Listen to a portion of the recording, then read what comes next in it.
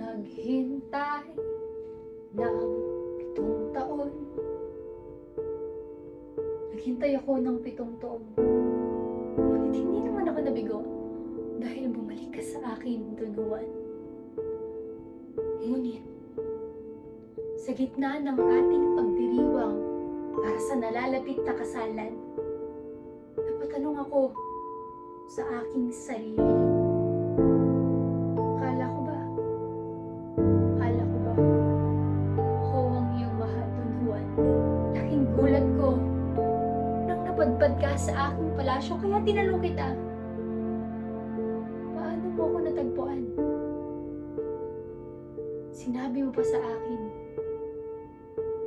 nakita mo ako sa iyong panaginip, sapagkat ako ang talang lunas sa iyong dalita. Sinubok lamang kita, Ginoo, sapagkat marami sa puso talusira sa pangako, sa pagsintay mapagbiro, matuwaing sumipayo, pipitasin ng bulaklak, sa tangkay na nag-iingat, mahal habang di kubas, ang dalanta ay sa layak. Ikaw ay akin, ako'y iyo. Yan ang saktong sinabi mo sa akin bago dumating ang aking delubyo, ang matagal ko ng delubyo. At laking pasasalamat ko sa Diyos na niligtas mo ako.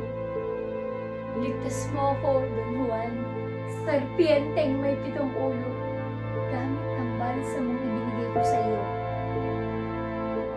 At habang naglalakad tayo pabalik sa inyong kaharian sa Birmania, naalala ko bigla ang singsing na diamanteng ipinamana sa akin ng aking ina.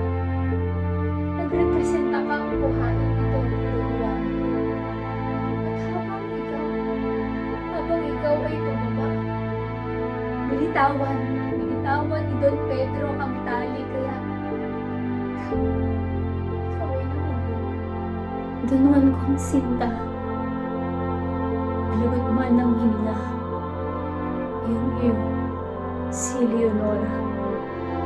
Sa huli, kay Don Pedro ako kinasal, kasabay ng pag-iisang dibdib niyo ni Maria Blanca. At ito ang kwento ni Doña Leonora.